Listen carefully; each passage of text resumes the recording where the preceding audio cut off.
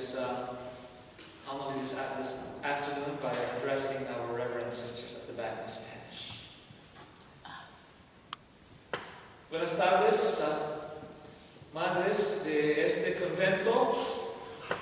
Es un honor para nosotros, un placer para nosotros para celebrar esta misa con ustedes.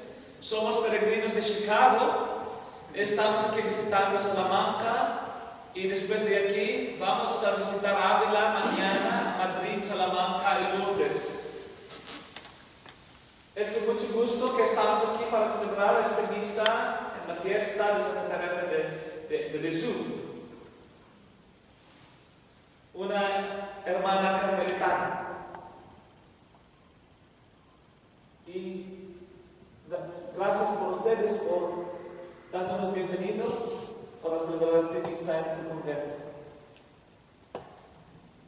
But dear friends, why Saint Theresa of Lisieux is so special is because she knew that she's special. She knew that she's special because at a very young age, she claimed herself as a daughter of God. And it is that starting point in her spirituality that allowed her to understand who she is. She's an heir of God's kingdom. And when you know who you are, when you know that you are a child of God, and that God loves you completely, totally, in all that you are, that from the very beginning you did not have to do anything for God to love you, that God's love for you is unconditional, then you cannot but live like kind of a rich, spoiled daughter of God. That's how Saint Teresa celebrated her life. As a child of God, she claimed the inheritance of heaven. And I said, I want to be there because that belongs to me, because I'm a child of God. You see that beginning? There are some people who begin with a different spirituality. Some people begin with a spirituality of the flagella, like Saint Therese of Avila. I'm a sinner, I'm not worthy. Saint Francis of Assisi had the same starting point. I am a sinner, I am not worthy.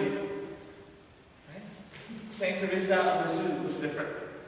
She started with, well, God loves me, so I claim it. So that I can just relax in the arms of my loving Father. So that I can just enjoy and celebrate His goodness to me. And I can just be joyful in the knowing that there is that one God who loves me that way, even when everything else fails. Because you know, in living, as in our pilgrim way, life is never one straightforward journey. Many times, we fall in our relationship with other people and the people that God gives to us. Sometimes even our parents can hurt us because of misunderstanding. Sometimes our very own children do not love us, or we don't feel that our children love us sometimes. Even our best friends, sometimes they just fail or fall short of our expectations. I mean, needless to say, sometimes we put so much of our attention and invest so much on those relationships that sometimes take us away from God. Because sometimes we pursue those kinds of relationships thinking that they're the ones that will give us our happiness. And let me tell you this, if that is how you live, you will always be doomed to broken heart, frustration, and disappointment. Because there is no one human being or no one thing in this journey that can ever take the place of God. So instead of being obsessed on a creature, let us be obsessed on the Creator. as Saint Therese of Lisieux was. And how did she respond to this? How did she respond, my dear friends, to God's love for her? Now, if we are all aware of how much God loves us, the only possible response is also to love back. And Saint Therese of Lisieux decided that what she was going to do is not to do some great, amazing things. She was not going to be writing a voluminous work like Saint Thomas Aquinas. No Summa Theologica for Saint Therese of Lisieux. She was not going to be dying on the cross as a martyr upside down just like Saint Peter.